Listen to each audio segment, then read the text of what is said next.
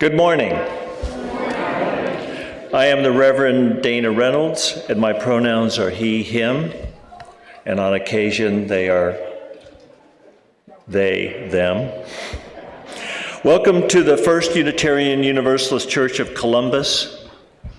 We gather on the ancestral lands of the Adena, Hopewell, Wyandotte, the anglicized name of the historical name Wendat, Miami, Seneca, Erie, and Cayuga people. Let us pledge to remember and learn from this history. Their relationship to the natural world is worthy of our awareness, appreciation, and replication. Please rise in body or spirit to sing number 360. Here we have gathered in the gray hymnal, or the words are in your order, will be on the screen.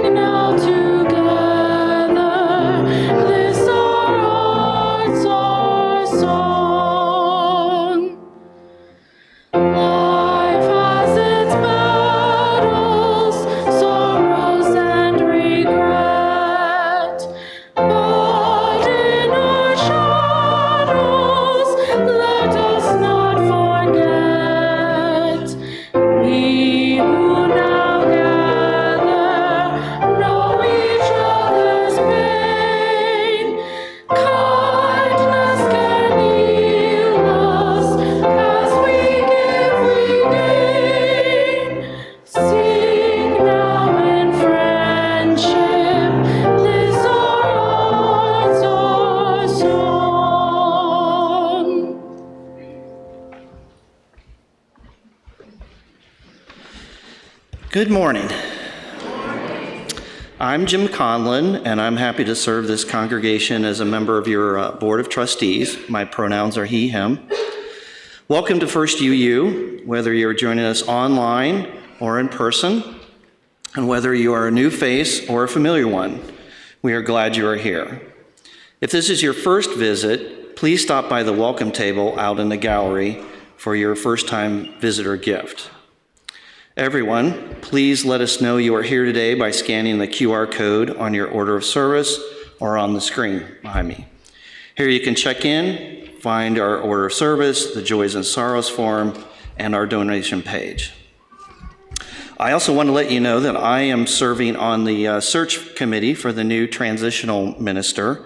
The other members of our search team are Myra Harmon, and the two of us, Myra and I, are going to be co-chairs on this. Shirley Lang, Meg McGuire, Aaron Riley Sanders, and then Amber Scott, our ad hoc member representing the staff.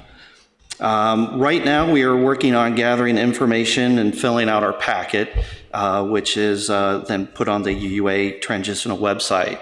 To give you an idea of the time frame, May 17th at high noon, and it really is at noon, is the time that we would make an offer to our preferred candidate. We will keep you updated as we go along, probably in the first Friday news as we hit some milestones. That'll give you an idea of what we're doing, and wish us luck. Thank you.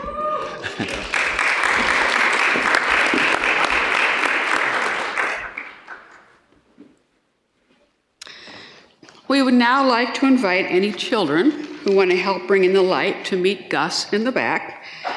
And everyone else, let's center ourselves as we listen to this morning's prelude.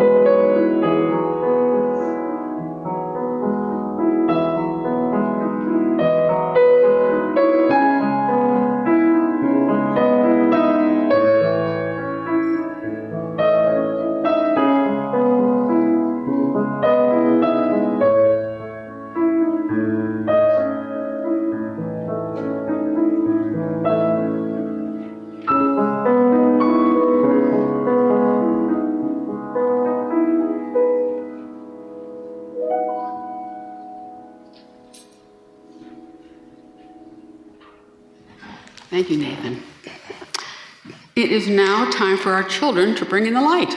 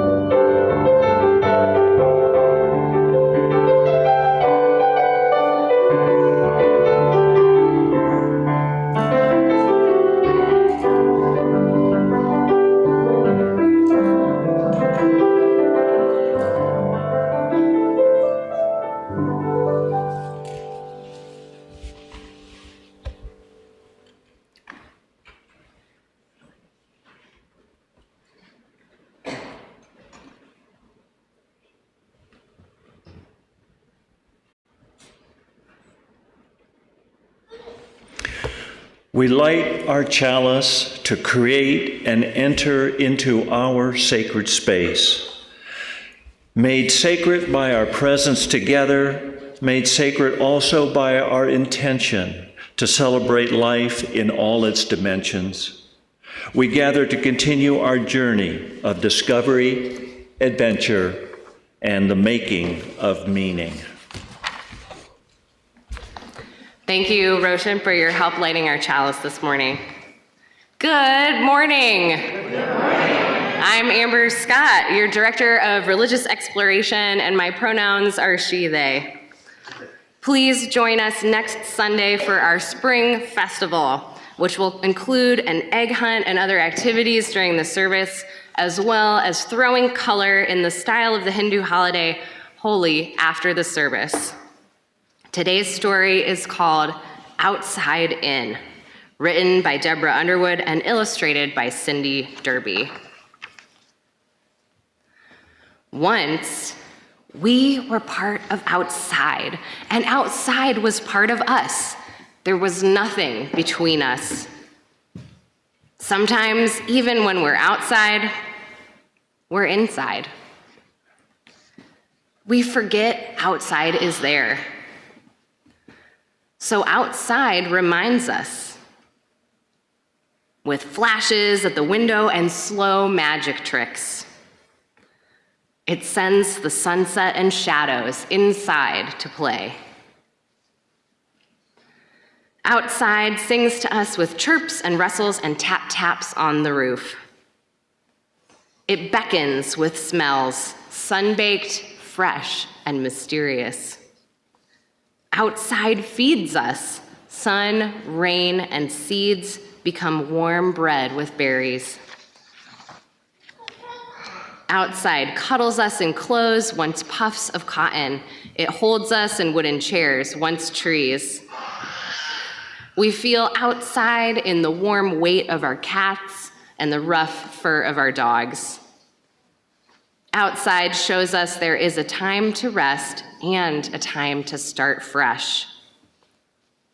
Outside steals inside, a spider seeking shelter, a box elder bug in the bath, a tiny snail on the kale. Even rivers come inside, cool water rushing, eager to return to the sea. I'm here, outside says. I miss you. Outside waits, and we answer. The end. Today's story reminds us that the gift of the outdoors is waiting nearby for us to remember and enjoy. I invite you to contemplate the places nature shows up in your life and to cultivate gratitude for those things. I now invite the congregation to form a sheltering arc of love as we sing our young people back to their families and out to class.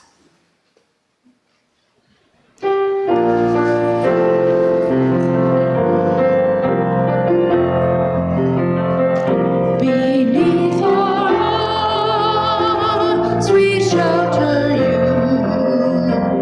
You warm our hearts as you pass through. May our love guide you as you go, to help you learn and help you grow.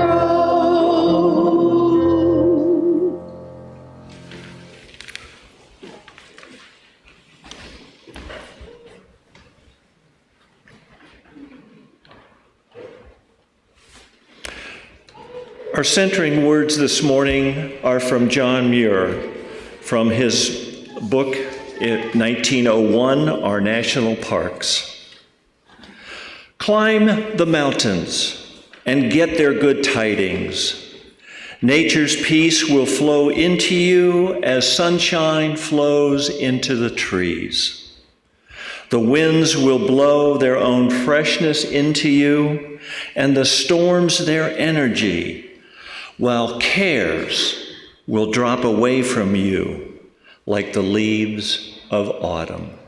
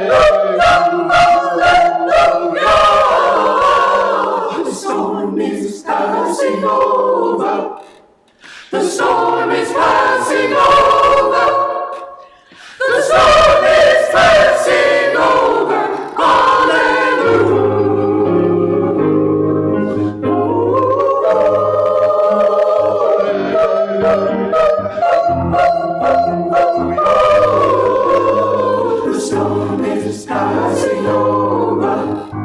The storm is passing over. The storm is passing over. Hallelujah.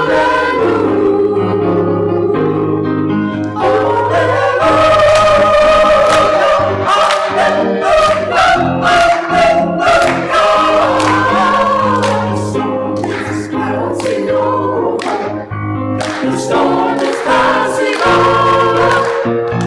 The storm is passing over. Hallelujah.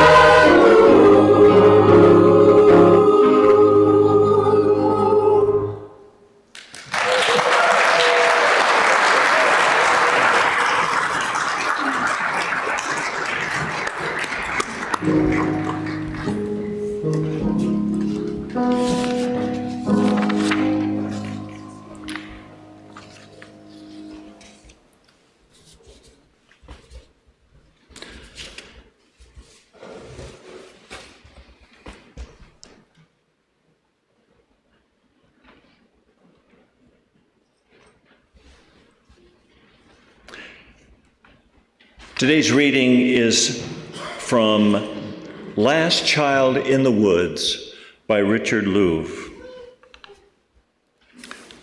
I spent hours exploring the woods and farmland at the suburban edge.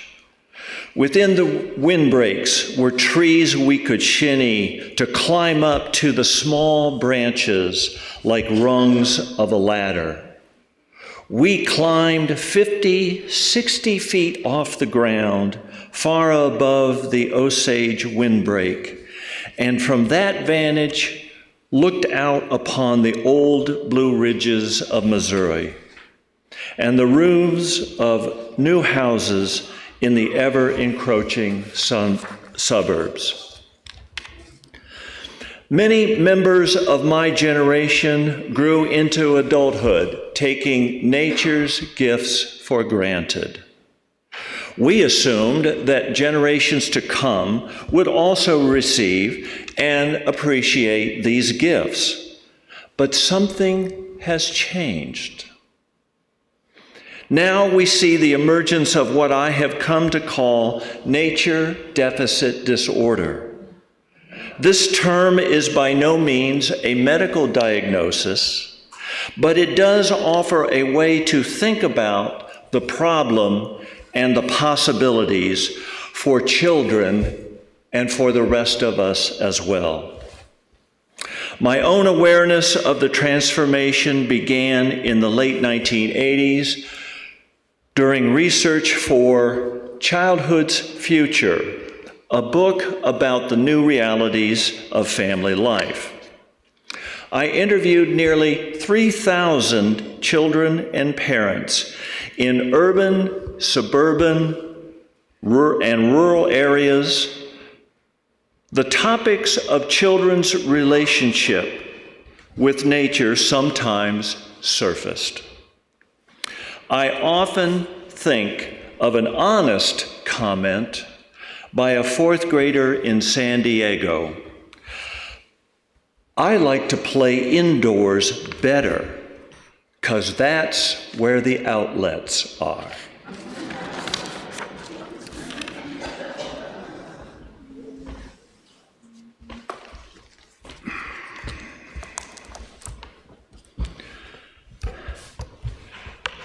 Dear friends, fellow searchers and seekers, that a fourth grader always wants to play inside so that he has access to electrical outlets is a problem. Richard Louv says that this is the tendency children have these days rather than to play outside in the woods. He calls this tendency nature deficit disorder. The subtitle of his book is Saving Our Children from Nature Deficit Disorder. In my 8 years volunteering for Columbus City Schools at their Spruce Run Nature Center, it is clear to me that more than a few adults also have nature deficit disorder. For example, it happens when I pick up a small garter snake to show the students, and I watch the reactions. Some of the adults will take several steps backwards, just like some of the students. Our monthly theme for April is resistance. We must resist the urge to stay inside and stay away from the outside. I argue that this is not just a few people of all ages who have this trait, this attitude that the natural world has little to offer or is somehow alien and to be feared. This has resulted in human beings being the most disconnected species from the natural world. It is not in our best interest, nor is it good for our health and well-being. How did we get this way? Humans are a species that are a part of the natural world, but we function as if we are separate from nature, or that nature is unfriendly or even an enemy. In the Western Hemisphere, religion has played a part in this disconnection from the natural world. Consider the three Abrahamic religions: Judaism, Islam, and Christianity. They all share the command in the book of Genesis, being people of the book, after all. Genesis 1:28, and God said to them, "Be fruitful and multiply, and fill the earth and subdue it." To subdue something means to conquer it. This idea of humankind versus nature carried forward into Western philosophy. Immanuel Kant wrote, "Thus in our mind we find a superiority to nature even in its immensity." Of course, we want to take shelter in wintry weather and until the storm passes over. But we have let our shelter keep us all inside. Not just when we need shelter from storm and rain, but when we think it's too hot or it's too sunny to go outside. We have created castles out of our houses that have become fortresses, insulating us from the outside world of nature. The only thing missing from the castles we have created is a moat and a drawbridge. Oh, wait. Don't many of us have garages, often with garage door openers? Don't they sort of serve the same function as a moat or a drawbridge, keeping out the rest of the world? We must resist this mindset. We have gone overboard with gobbling up land to build yet more houses. It even has its name, suburban sprawl.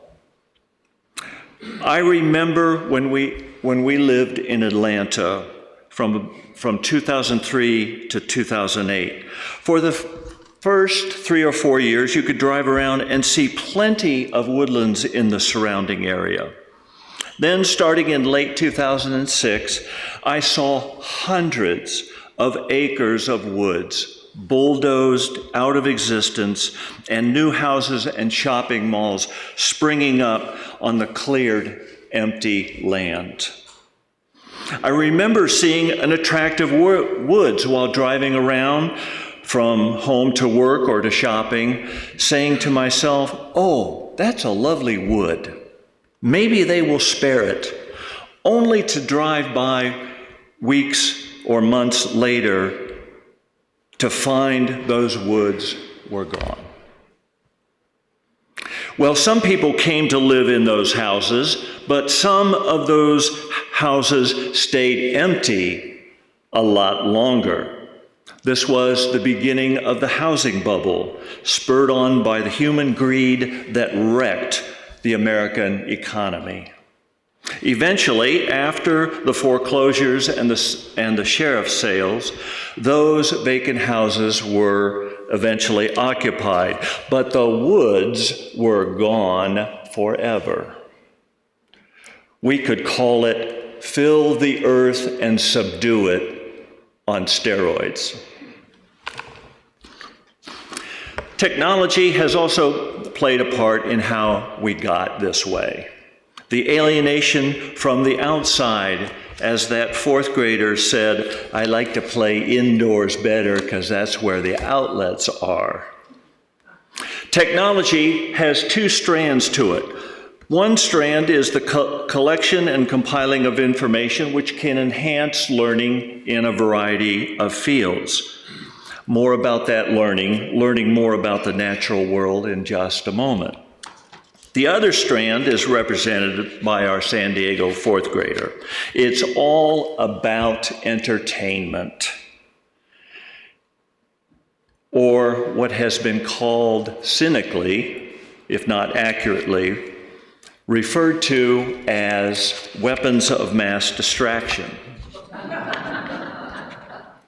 Technology as entertainment is primarily an indoor activity. After a while, playing video game after video game will require an electric outlet, but little meaningful learning occurs. I do use technology quite often in my volunteer work. I need to access information about invasive species, mostly trees, plants, and shrubs, which do not belong here in the Midwest or even the United States. The learning I gather over the internet helps me with this invasive eradication project and prevents me from wasting time with things that don't work. I also use my cell phone sometimes out in the field as a learning tool. I use the Merlin app to help me identify the birds that I want to know about. I use the apps Seek and iNaturalist to help me learn about and identify trees, plants, and shrubs. As Henry David Thoreau wrote, I went to the woods to see if I could not learn what it had to teach. I have only begun in these 8 years begun to learn from the woods. Yes, there is no doubt that the woods have something to teach us, but I also enjoy them just for their sheer beauty and majesty. Professor Qing Li wrote in his book, Forest Bathing, we all know how good being in nature can feel. We have known it for millennia. Being in nature can restore our mood, give us back our energy and vitality, refresh and rejuvenate us. We know this deep in our bones. It is like an intuition or an instinct, a feeling that is sometimes too hard to describe. Professor Li has more to say about forests and their ability to make us feel better. He is the professor, the chairperson of the Japanese Society for Forest Medicine, which combines art and science into what the Japanese call Shinrin Yoku, or forest bathing, loosely translated. It is the practice of taking regular journeys into the forest to enhance a person's health and well-being. Forest bathing began in Japan in 1982 as part of a campaign to protect the forests. If people were encouraged to visit forests for their health, they would be much more likely to want to protect and look after them. What a brilliant idea. This art form began to be studied in earnest in 2004 to discover the link between forests and human health. The following year, the first 3-day scientific forest bathing trip occurred. Since then, numerous studies have been conducted in Japan on those participating in forest bathing. One way the benefits are measured is by using a PALMS test, an acronym for Profile of Mood States. It is a self-report assessment of mood. A questionnaire is taken both before and after a forest bathing excursion.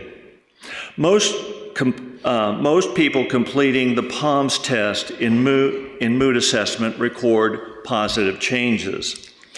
Other positive outcomes have resulted in measured decreases in the stress hormone cortisol and adrenaline. These improvements have been documented often in other studies in Japan. I thought that the most outstanding result of forest bathing came from the improvements, the documented improvements in the human immune system. There are several components to our immune system. Lymphocytes are one such component. Natural killer cells called NK cells are lymphocytes that have been measured after research trips of forest bathing. The first study found that NK cell activity increased by 53.2%. Another component of our immune system are anti-cancer proteins. These proteins have also been measured following sessions of forest bathing. One such protein, called granulysin, increased by 48%. I'm not sure if I'm pronouncing these very complicated words correctly. Granzyme A increased by 39%. Granzyme B increased by 33%, and perforin increased by 28%.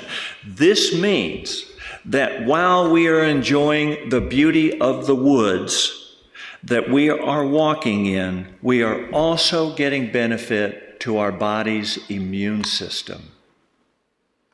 Yes, we need to save the world's forest, especially the 5 remaining megaforests that exist on this planet, the Amazon being one of those 5.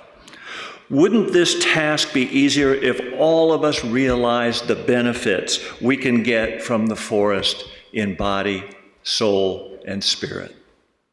It would increase the likelihood that these forests would be protected. There is ample documentation that there is health and well-being for us in regular excursions in the woods, and benefits for other life forms as well. The average oak tree in the United States at or near maturity can support up to 1,200 different organisms, like the ones we see, the birds and the squirrels, and the ones we can't see so well, like fungi and insects. The next variety of tree after the oak tree is a beech tree, I believe. It can support just 400 different organisms, which is still a lot, of course. I am going to finish this morning with a fictional character experience of the forest. He is Frodo Baggins of the Shire. When the company, the Fellowship of the Ring, had arrived in Lothlorien, one of the principal homes of the elves in Middle-earth. Haldir, their elf guide, said, "This is the heart of the ancient realm as it was long ago." Frodo stood a while lost in wonder. It seemed to him that he had stepped through a high window that looked on a vanished world. A light was upon it for which his language had no name. On the land of Lorien, there was no stain. He turned and saw that Sam was now standing beside him, looking around with a puzzled expression and rubbing his eyes as if he was not sure he was awake. "It's sunlight and bright day right enough," he said. "I thought elves were all moon and stars, but this is more elvish than anything I've ever seen. I feel like I was inside of a song, if you take my meaning." They followed Haldir as he stepped lightly up the grass-clad slopes.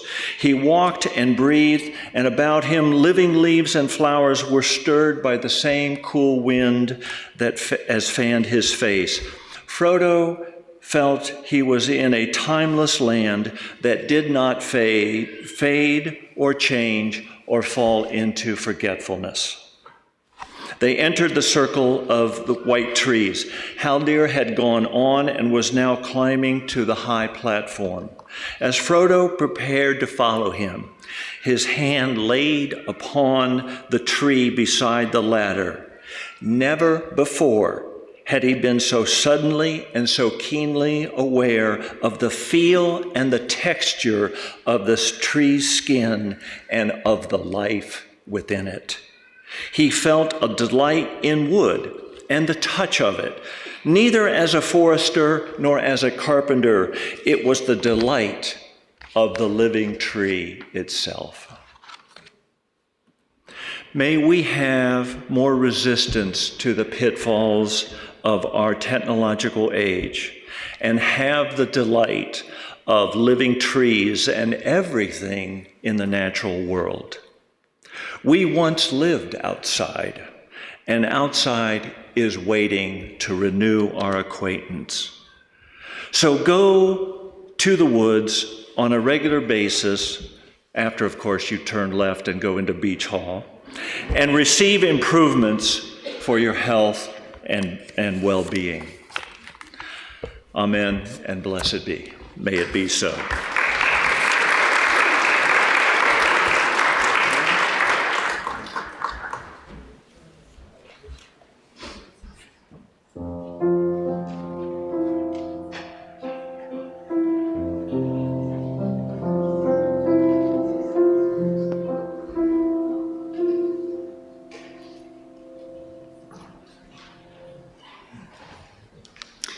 Our Share of the Plate recipient for April is Connecting Community Corridors for Pollinators, People, and the Planet, or CCC for PPP. This corridor is made of the yards and container gardens of 40 families in Linden who received donated native plants to support specialist pollinators and birds. They have all agreed not to use chemicals on their lawns and leaf stems, and leave stems, seeds, heads, and open ground over the winter for their nests. All recipients are hyper-local to Sunny Glen Garden as the educational demonstration site so that we can eliminate transportation barriers and be able to more easily share garden equipment, seeds, and produce. The corridor is coordinated by First UU member Diane Candonega with OSU and Simply Living as partners. And Diane will now share more information about CCC for PPP.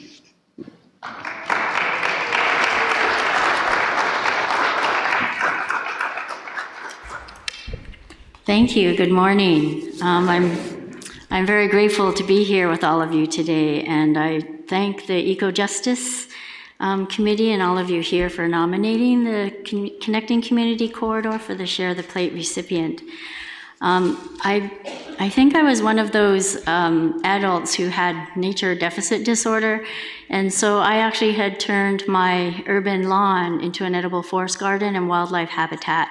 Initially to address some of my health issues, because I found as I added more fresh foods in and less of the processed foods, it really helped with my health to decrease the blood pressure and cholesterol and no more diabetic indicators. And it was cheaper to grow my own food than it was to buy it. And so I just started doing it in the yard, not having any kind of background with that. But it also allowed me to eliminate having to purchase, things like my berries or mushrooms in the unrecyclable plastic pots. And so I can, grow these in my yard now and save them in containers that I can reuse. And so, my fast food became just stepping out my back door to grab whatever was there. But I've also, returned to a lot of the natural ways of doing things from our indigenous peoples with regenerative agriculture and permaculture methods. And so my swales eliminate the flooding that would happen after we've had rains like this and disseminate it across the garden beds. And then my leaf mulch from my trees helps retain it during the summer months, as well as provide that needed fertilizer. It keeps the moisture in. And so, I found that having this edible food forest then also reduces that heat island effect that we have in our cities, and then, saves me money because I don't have to pay for those extra air conditioning costs. And so it's really increased the biodiversity in my yard, and I can attest to a lot of the things Dana talked about with the forest bathing benefits. And so basically, I don't think I realized how impactful it would be until COVID hit, because I lost my income like many in my community, but I only had to go grocery shopping 4 times that first year because everything else came out of my garden. And so basically, when I was throwing a few seeds to grow into my own garden, I just thought, when I look around at my community and the needs that were there, I just throw in a few extra seeds, not knowing how to do that either. But thanks to many people who, with all of their support, I grew 4,000 of the vegetable seeds in my basement, and we had a fundraiser that we could then support the project and donate 2,000 of those plants to 7 local community gardens in an effort to get some of that fresh food to members in our community that may not have access to it or could afford it. And so I really don't know how this happened with just doing my own little thing in my garden, but thanks to so many partnerships and people like all of you or the folks in the Care and Share Time Bank volunteers, they've really, just so many partnerships have really made this partnership possible with these 40 families. So if you'd like to join us, we have several educational events. We have our Flower Power Planning Committee for our events that are on the first Mondays of the month on Zoom. And so you don't have to, physically be able to do anything. A lot of our folks have folded paper pots for us, so we don't have to use the plastic ones, or folded our seed packages again, so we don't have to purchase anything extra in that way. So your donations will go to help support all of these projects, and there's a table with some more information about our events in the hall. So thank you for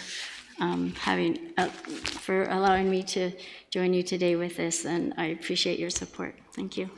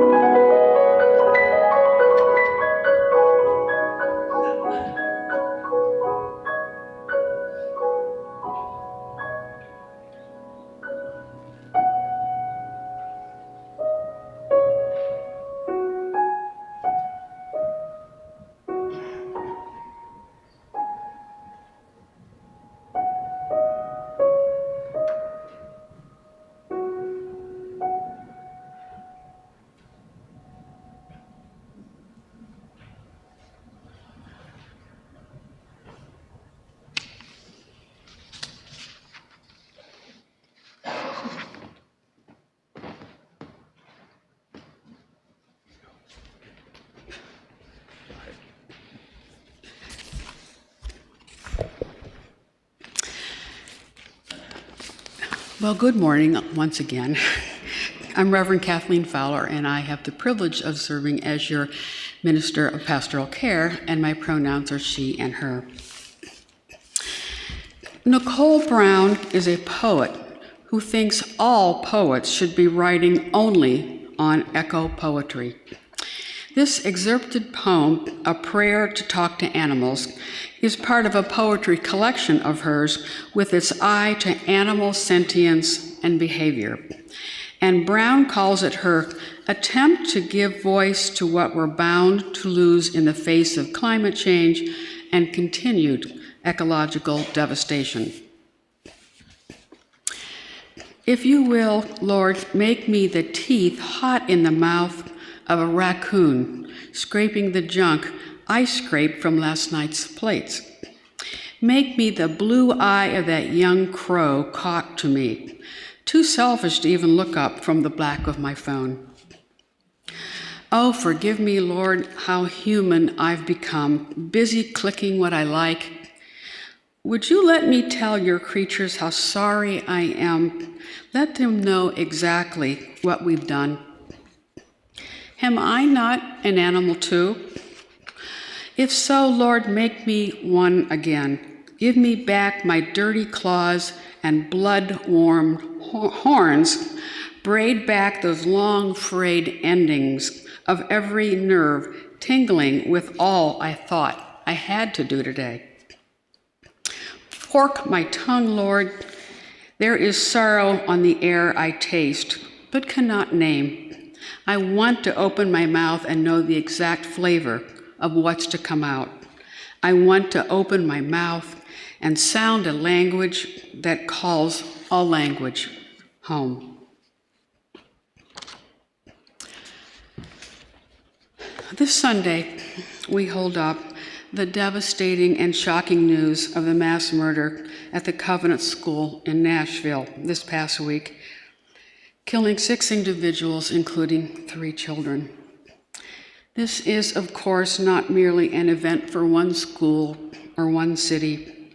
It touches our community deeply as well, as it does the whole nation. We also hold up Friday was International Transgender Day of Visibility, celebrating the joy and resilience of trans and non-binary people everywhere by elevating voices and experiences from these communities. And now I welcome Barb Fiorini up, our pastoral care listener this morning, to read the caring cards and announcement that you have submitted this past week and this morning. Thanks, Kathleen. I'm Barb Fiorini. I'm on the pastoral team, and my pronouns are she and her. We have 6 caring cards today. Congratulations to Fujio H's son, Brian, and Risa H., who were married on March 26, 2023 in Tokyo, Japan. We send our caring thoughts to KG, who's home recovering from foot surgery that she had last week. We also send caring thoughts to KF. She had a total knee replacement on March 28th. And she is doing well and will be at home for rehabilitation. We send healing thoughts to Karuna L. She recently underwent laparoscopic surgery for severe endometriosis and had her appendix removed as a secondary procedure. She is recovering at home. Myra and Kristen H. both have COVID, and they request that you keep them in your thoughts. They request no calls, but texting is fine. And we send our caring thoughts to Paul L., who has been admitted to St. Anne's Hospital for evaluation and COVID. Please, no phone calls, but it's fine to text Sylvia H. We encourage you to visit the caring table in Beach Hall after the service to sign caring cards, whether or not you know these people. This longtime tradition of signing cards in person is an important outreach to members and friends. Thank you.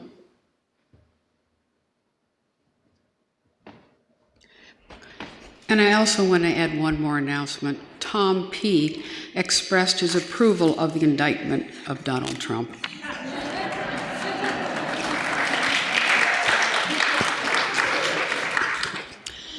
So please visit the caring card table in Beach Hall after the service each week to say hello to our volunteers and to sign caring cards that will be sent to individuals in our community. May we hold these joys and sorrows and all of those yet unspoken gently in our hearts.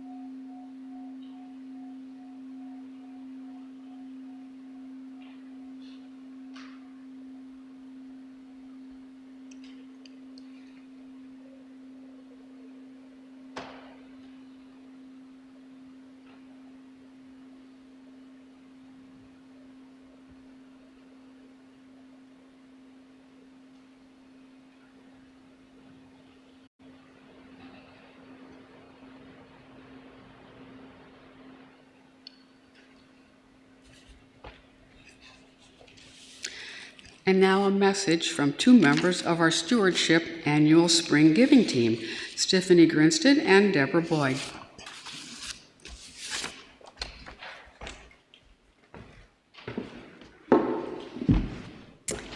Hello, I am Tiffany Grinstead, and I've been a member at First UU for about 15 years now. And just sitting here, this is my first time actually in this sanctuary in a couple of years, post-COVID, and life happening a little bit. It really strikes me that this is an amazing community. When I had my appendix out, it was First UU who called almost right away. What can we do? Is there anything we can do? I received a caring card this last year when I lost my stepfather and my grandmother. It was a leader from First UU both times who called and said, we're just checking in. Is there anything this congregation can do for you? And those are really meaningful moments because community matters, and I believe pretty deeply that you only get to belong to the communities you show up for. Over the last few years, we've had our ups and downs with our congregation, as with any sort of group of humans, right? We haven't always agreed with how things have gone. It hasn't always been perfect, but what it has been is consistent. I'm standing here next to Deborah and Deborah's daughter, Emma. I first met when she and my daughters were teeny tiny, and we raised our children together here in this congregation. That's not something that I can do again because my kids are grown now. My children benefited from our RE programs. Over the years, I've been an RE teacher. On Thursday next week, I'm gonna have dinner with a young woman who is about to start an MFA program. She's an incredible writer with a published novel and just a lovely human being, and I'm so blessed to call her one of my friends. And I met her when she was a 9th grader at First UU, and I was asked to be her coming of age mentor. And she has added so much richness to my life for all of these 10 years or so since we first met each other. So this is a special community. And over the years, one of the things that my husband John and we came here as a blended family. We came with 2 sets of kids. We wanted to turn into 1 set of kids. I was from a Jewish tradition. He had been at UU for a bit. And what we learned was this was a place where, for the most part, we could have our special kind of family. And the RE program worked with us when our kids could only come, every other week or just sometimes in the summer.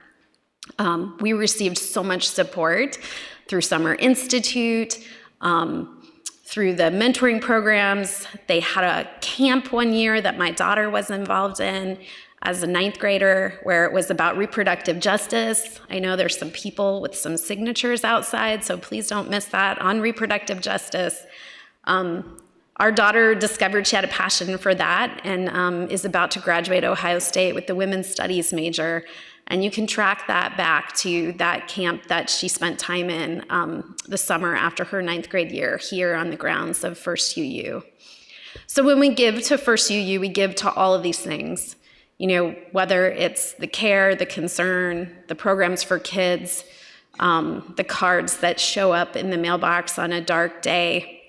And we get to give our time, our energy, and if we have it, our treasure as well. So for John and I, we decided this year to increase our pledge. We understand that this church has been through a lot of upheaval. We're kind of back strong now, and we really, through all the years that we maybe haven't been in the sanctuary, we never stopped our financial giving because of how strongly we believe in this place. And so, we've decided we're gonna up our donation $100 a month this year.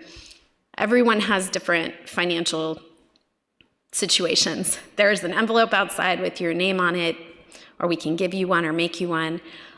If you're moved and you can do it, it helps all of these things that we experience. And so that's my story from the heart about why I give, and I really appreciate this opportunity.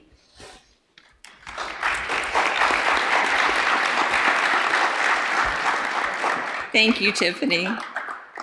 I'm Deborah Gray Boyd, and I have the privilege of serving as your treasurer. And this morning, I am going to invite you into a long-standing Unitarian Universalist practice.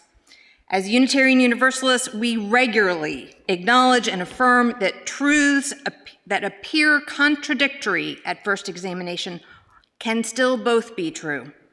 We believe that institutions and cultures are powerful and deeply impactful, and we believe in personal autonomy, agency, and responsibility. We believe in the interdependent web of life, and we believe in the inherent worth and dignity of each person. This morning, I need to share two more apparently contradictory truths. Each and every pledge, regardless of the size of the gift, is important and gratefully received. Your worthiness and our love is not contingent on the size of your pledge. And our congregation needs each of us to consider how we might responsibly increase our pledge this year. Our financial year runs July through June. In our congregational polity, we collectively are responsible for the expenses of our congregation. Your declaration of your pledge is how the church leadership, including the staff and board, responsibly plan for next year. Families in this congregation pledge from $60,000 to $14,000 a year. Our average pledge is about $1,900. As you may have heard me say at the mid-year meeting, we are currently using one-time pandemic relief funds to cover the gap between our collective pledges and our congregational operating expenses. We have enough one-time funds to close most of the gap next year, and we need to start now to close this gap between our collective giving and our expenses so that we might use these one-time funds over multiple years to allow us the space to reclaim and restore and reimagine who and what we are as First Unitarian Universalist Church of Columbus. We need you, if your circumstances allow, to consider leveling up. In Beach Hall, the stewardship team has assembled spring giving packets for everyone, members, friends, visitors alike. These packets include a letter explaining the need, a suggested giving guide where you will find more information about these colored hearts on the slide, and a pledge form. For those of you online, all of us will be receiving pledge materials in our emails soon, and right now in the chat, there's a link to an online pledge form, just for you. For those of us here in this room this morning, though, it may have been a while since you've heard this from this pulpit, but today I invite you not to turn right when you leave this worship center, but to turn left. Turn left into Beach Hall for turkey chili and vegan chili. Turn left for multi-generational community. Turn left for a place to deepen your compassion and transform your life. Turn left for our whole lives education that teaches everyone is entitled to accurate, ethical, age-appropriate sexuality education. Turn left for women's reproductive rights. Turn left for environmental stewardship. Turn left for an anti-racist world where equality and equity and justice are truly present. Turn left for Unitarian Universalist faith that saves lives. And turn left to make all of this possible through your generous and meaningful pledge to each other and to this congregation as we do this work together.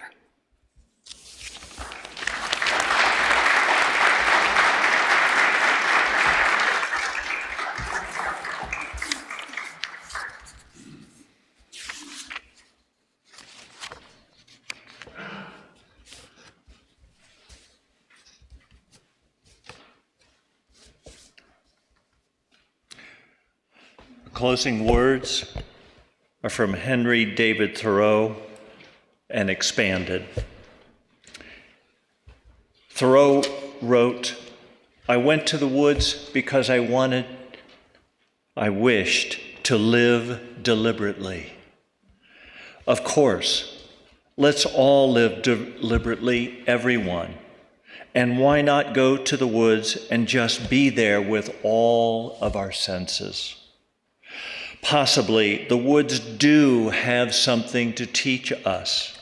And if not one day, maybe repeated visits will improve our lives,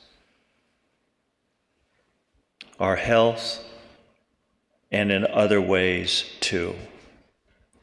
For your health and well-being, do not pass up any opportunity to walk, to stand, to sit, or even to lie down in the woods. The outside is waiting for all of us.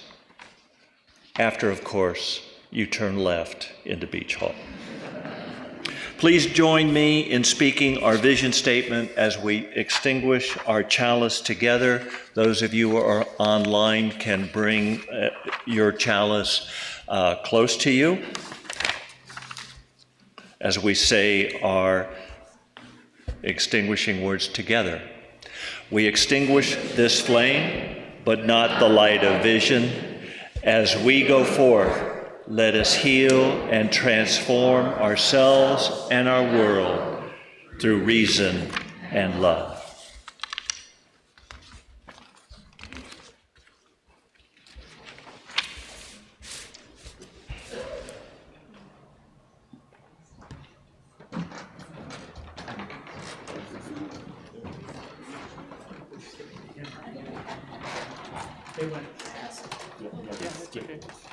We'll sing our song. Which number is it?